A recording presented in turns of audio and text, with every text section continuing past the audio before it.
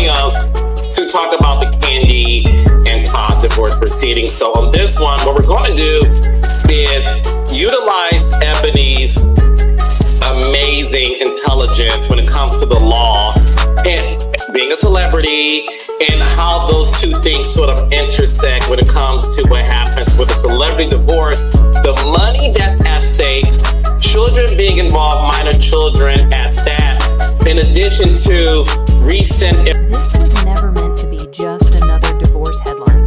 What played out behind closed doors wasn't a calm separation between two people who simply drifted apart.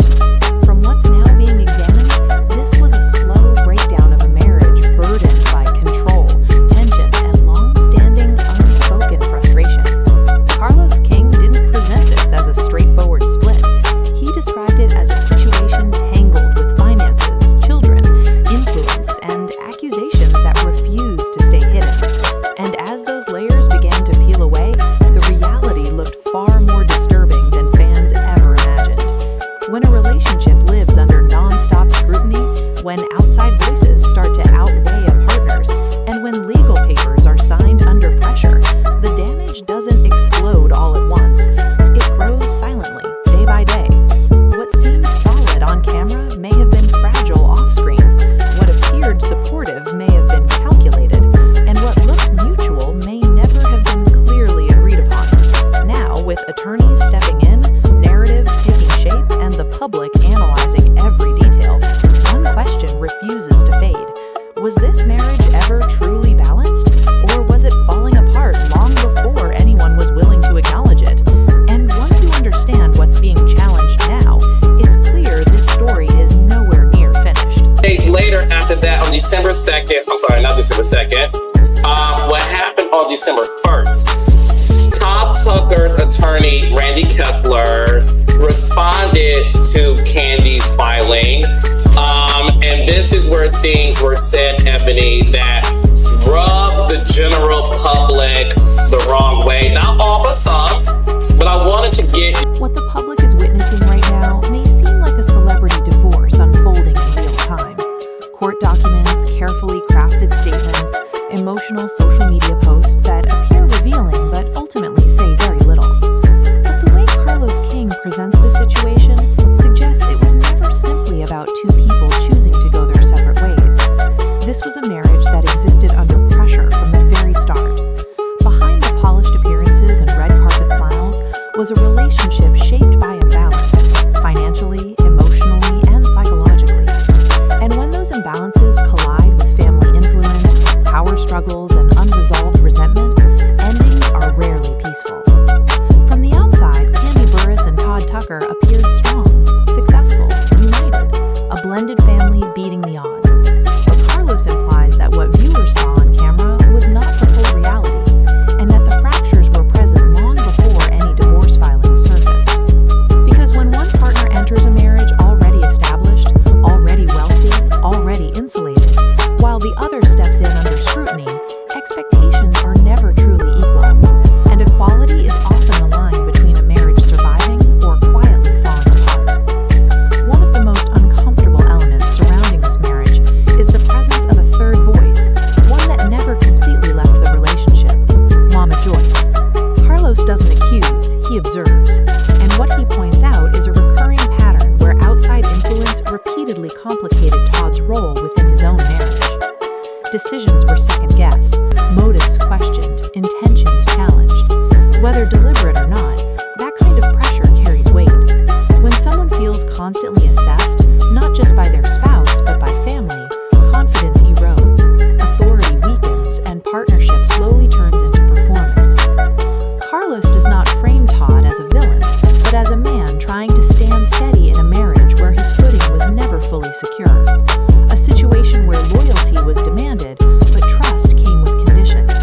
Where commitment existed, but independence did not.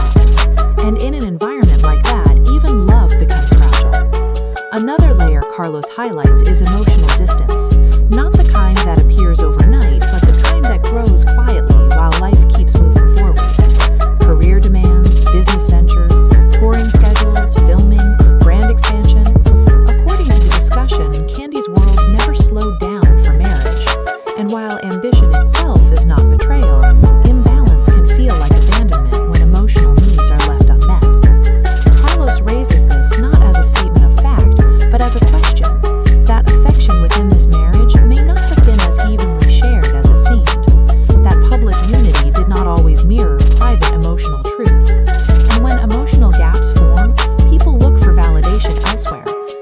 openly, sometimes within boundaries both partners claim to understand, and sometimes beyond them, which leads directly into the first major legal turning point of this story. You read, and I'm so glad you read it in its totality around Todd's request on the custody piece, the initial request. This is around a potential child support claim. Okay, so let's reverse engineer it. This is setting up a potential claim from Todd and his legal team to seek child support. I want everybody to immediately put spousal support on a separate shelf, a separate shelf. Spousal support and child support have absolutely nothing to do with each other, okay? Spousal support may or may not even be at play, depending on whether or not the judge decides to uphold the existing prenuptial agreement. But child support... At this stage of the unraveling, Carlos turns to legal insight to break down a detail many viewers completely overlooked. When Todd responded to the divorce filing, his request went beyond co-parenting. He asked for primary physical custody and final decision-making authority. And according to the legal perspective shared, while this move isn't uncommon, it is intentional. The explanation makes it clear that custody arrangements often set the tone for financial assumptions. The parent with primary physical custody is usually the one who receives child support, not both parties. That means custody is about more than time spent with the children. It's about leverage. This shifts the entire narrative. What some fans viewed as a sudden power play may actually be a deliberate legal countermove, a step meant to rebalance a dynamic that may have felt uneven for years. Suddenly, Todd's public image, the involved father, the everyday caregiver, the daddy daycare role, looks different. Not performative, not a statement of guilt or innocence, but evidence that this divorce is being contested on multiple fronts at the same time. If the custody request revealed strategy, the prenup revealed pressure. Carlos circles back to footage many viewers remember but never fully dissected. The tense hours leading up to the wedding, the last-minute negotiations, the unresolved terms, the visible discomfort. And this is exactly where the second interview takes the story next. The time frame. The fact that these two were 24 hours before their wedding, still going back and forth around the document itself, clauses, what this means, interpretation. Already that's a flag to any judge, Carlos. Because ideally, for a prenup to be deemed kind of best practices, this should have been done months ago. Months ago, this should have been in the can. This is what this really is supposed to look like in best practices, is we set a wedding date, and we each give our lawyers the document. Your lawyer drafts it, they send it to my lawyer. We spend at least, on average, with this kind of money involved, a month to 3 months negotiating back and forth. What's fair, what I like, what you like, cut this out, retract this, Then we agree on the document. I sign, you sign, it's notarized, it's in the can. At least a month, if not 3 or 4 months ahead of the wedding date. When you are just the nature of the pressure cooker of vows start in 24 hours. Finalizing a prenuptial agreement just 24 to 48 hours before a wedding is widely considered a red flag. Not automatically invalid, but certainly questionable, especially if one party does not have independent legal representation. According to the legal explanation Carlos shares, best practice is handling a prenup months in advance, allowing enough time for proper review, negotiation, and genuine consent without emotional pressure. What's being raised here is not an accusation, but a vulnerability. If Todd Tucker signed that agreement under emotional urgency, under the pressure of an impending wedding, and without his own lawyer fully present, then the document may not reflect informed agreement. It may reflect survival. And that possibility alone forces a retroactive re-examination of the marriage.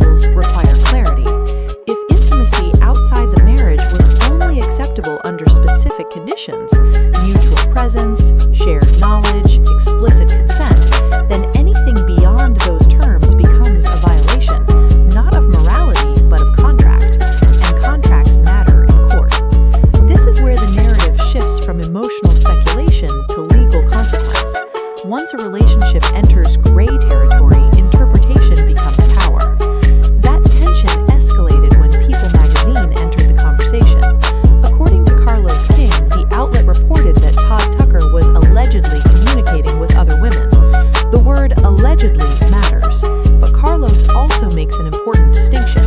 People magazine does not publish claims lightly. Their reporting requires corroboration, multiple sources, verification, and accountability. That distinction changes everything, because once an allegation reaches a mainstream publication, it stops being a rumor and starts becoming part of the public record, at least in the court of public opinion. And public opinion in cases like this is never neutral. As allegations circulated, both sides moved carefully. Kandi Burruss shared posts about emotional pain, about appearing strong while struggling privately. Todd responded with his own message, speaking about his challenges, his role as a father, and his internal conflict. Carlos frames this not as coincidence, but as strategy, because modern divorces are fought in two courts at once, the courtroom and the timeline. Every post is measured, every word is calculated, every silence is intentional, and in high-profile cases, perception doesn't just influence fans, it influences leverage. As this narrative continued to expand, one uncomfortable question refused to disappear. If a marriage was open, what exactly counts as cheating? That question isn't philosophical, it's legal. And this is where Carlos King introduces the most consequential discussion of the entire breakdown. Yeah, go ahead. Two more questions. With that being said, Kandi and Todd have been very public and open about inviting women in their bedroom. It's been something that they've been very open about. This is not a secret. They have threesomes. They've been very open about it. They had that understanding. If there is a bad boy clause or bad woman clause in the prenuptial agreement, Carlos King addresses the issue directly, but with care. If Todd Tucker engaged with other women outside of Kandi Burruss's presence and outside the boundaries they had agreed upon, would that legally qualify as infidelity? According to the legal analysis presented, the answer is uncomfortable in its ambiguity. There is no universal rule. One judge may interpret openness as broad consent, another may view it as permission with strict conditions. And once those conditions are violated, the behavior can still be defined as cheating, regardless of how progressive or transparent the marriage appeared publicly. The interview underscores a critical reality. This determination doesn't hinge on social media narratives or public interviews. It rests on a judge's interpretation of intent, agreement,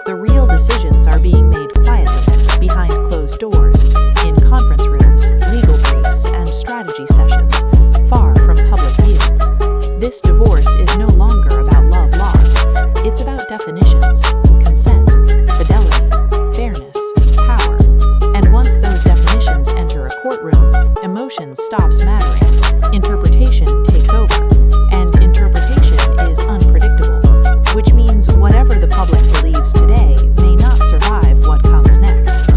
By this stage, one truth becomes unavoidable. This was never just about a relationship ending, it was about a shift in power. When marriages exist at the intersection of fame, money, and public perception, divorce stops being private the moment paperwork is filed. What follows is rarely clean. It becomes strategic, procedural, emotional, and calculated all at once. Carlos King didn't describe chaos for entertainment. He described a system activating. Because once lawyers enter the picture, every past decision becomes potential evidence. Every silence becomes suspicious. Every public move becomes intentional. Nothing exists in isolation. The prenuptial agreement isn't just paperwork, it's leverage. The custody conversation isn't just about parenting, it's positioning. The public statements aren't emotional releases, they're narrative protection. And when all of this collides, the marriage stops being a relationship and becomes a battleground. What makes this situation especially volatile isn't what has been proven, but what can be argued. Todd Tucker challenging the prenup doesn't mean it automatically collapses, but it does invite scrutiny, timing, legal representation, pressure, context. Judges don't just examine signatures, they examine circumstances. And once scrutiny begins, it spreads. If one section of an agreement is questioned, everything connected to it becomes fair game. Conduct, consent, boundaries that were never formally written down but assumed. This is where perception becomes dangerous. An open marriage, once discussed publicly, often gets reduced to a single idea, permission. But legally, permission is never universal. It's conditional, situational, and specific. And conditions that aren't clearly defined are the easiest to dispute. That's why this story doesn't hinge on whether something happened, but on how it's interpreted. And interpretation is power. That power becomes even more significant when children are involved. Once custody enters the equation, everything changes tone. Travel schedules stop being ambition and start looking like absence. Flexibility shifts from freedom to instability. Support systems become substitutes. This isn't about parenting ability, it's about framing responsibility. And framing determines outcomes. Carlos King makes one thing clear without ever stating it outright. Both sides are preparing for multiple futures. Not because they expect disaster, but because they can't afford to be unprepared. That explains the precision, why certain details surface when they do, why statements are carefully worded, why no one fully escalates yet. Because escalation doesn't start loudly, it starts with positioning. And the most dangerous phase of any high-profile divorce is the calm before confrontation. This is the stage where narratives harden, fans choose sides, assumptions replace facts, speculation fills the silence. And silence in situations like this is never empty, it's deliberate. What Carlos highlights subtly but unmistakably is that public sympathy is already being negotiated. Not demanded, not begged for, managed. Because sympathy influences pressure. Pressure shapes settlements. Settlements define legacy. And legacy matters far more than reputation in the moment, especially when children will one day grow up with the internet remembering everything. Nothing here feels accidental. Not the timing, not the phrasing, not the restraint. Because restraint signals preparation. And that leads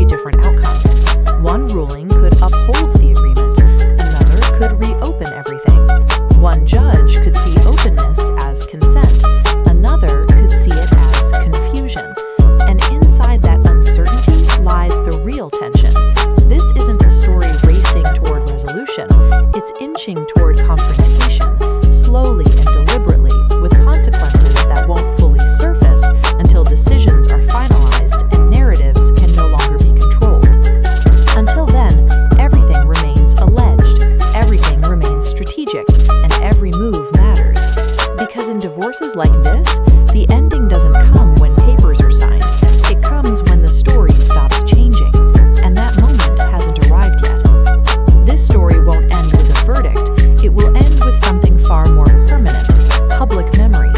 Long after court documents are sealed and headlines stop trending, what remains is the version of events people choose to believe, and once that narrative settles, it rarely shifts. What Carlos King has presented isn't a conclusion, it's a framework, a reminder that in high-profile divorces, truth isn't always loud, it's layered. It hides in timelines, in legal language, in what's said carefully and what's never said at all. There are still unanswered questions about consent, power, agreements that were assumed instead of defined, and boundaries that may have blurred long before anyone realized they mattered.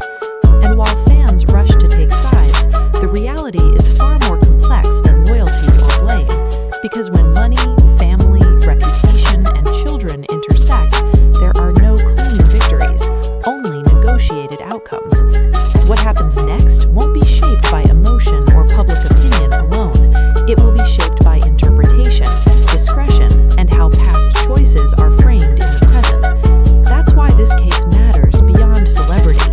It exposes how fragile boundaries become when love, ambition, and control coexist, how quickly private decisions turn into public leverage, and how easily perception becomes currency. So before the final chapter is written, before judgments are made legally or socially, ask yourself this: what assumptions are we making? What feels familiar? And how often do we mistake visibility for truth? Stay alert, stay critical, and don't confuse silence with innocence or noise with facts. Because in stories like this, the truth doesn't explode. It reveals itself slowly, long after everyone thinks they already understand it.